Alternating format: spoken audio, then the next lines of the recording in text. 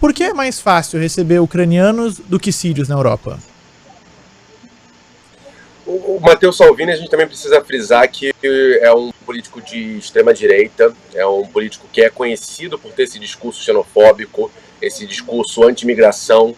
Então, o Matteo Salvini foi ministro do interior e se recusou não só os sírios, mas também recusou que barcos com pessoas que foram resgatadas no Mediterrâneo atracassem na Itália. Então, o Salvini ele se encaixa nessa estrutura que eu até falei antes, das democracias liberais, que tem esse discurso de extrema-direita e esse discurso xenofóbico. E nesse sentido, eu pego a fala dos dois que estão participando comigo aqui,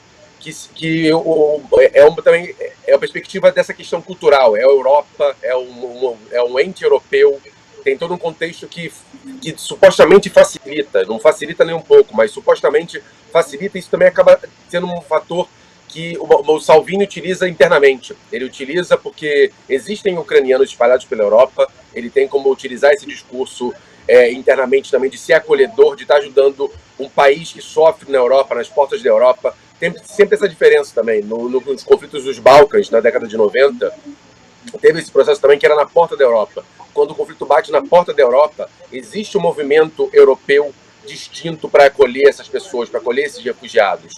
O Salvini, ele vai sim ter o discurso dele anti-imigração para os sírios, porque vai colocar a questão cultural, a questão religiosa, e vai ter esse discurso identitário, porque o discurso identitário faz parte da retórica da extrema-direita europeia e da extrema-direita mundial. Então, ele vai se utilizar nesse primeiro com o sírio um discurso que ele não vai se adaptar, que a religião dele não faz parte da visão europeia, da estrutura europeia, do processo civilizatório europeu, mas ao mesmo tempo a gente precisa entender quanto que essa Europa também não criou situações.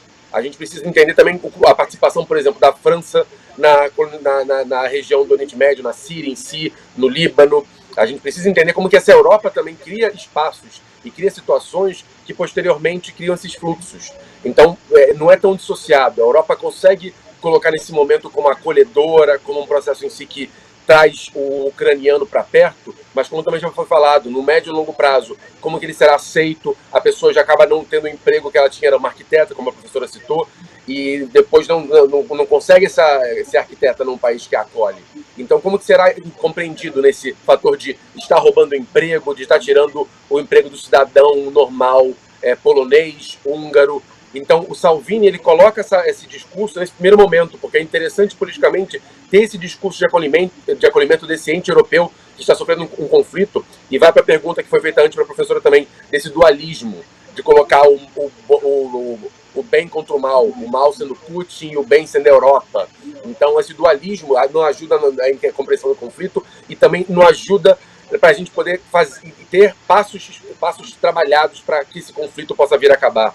Se a gente colocar o Putin como essa antítese do que vem a ser o bom, a antítese do europeu, ao mesmo tempo esquecendo o quanto também esse europeu tem uma relação com a formação da Ucrânia, como esse europeu também tem um processo mais amplo de formação desses estados nacionais e das questões identitárias e das questões dos nacionalismos, a gente acaba esquecendo em si como que é mais profundo esse debate. O Salvini, mais uma vez, ele vai utilizar isso como propaganda, ele vai utilizar isso como uma forma de ganhar votos num processo político interno italiano que é bem mais delicado, mas ao mesmo tempo ele vai continuar com o discurso do sírio, porque o sírio vai ser esse ente diferente, o outro que acaba sendo desumanizado, porque ele pode ser desumanizado e não ter relação com a minha cultura, com a sua integração, a minha sociedade pode criar problemas. Esse vai ser o discurso mais amplo e um discurso discriminatório, racista e xenofóbico.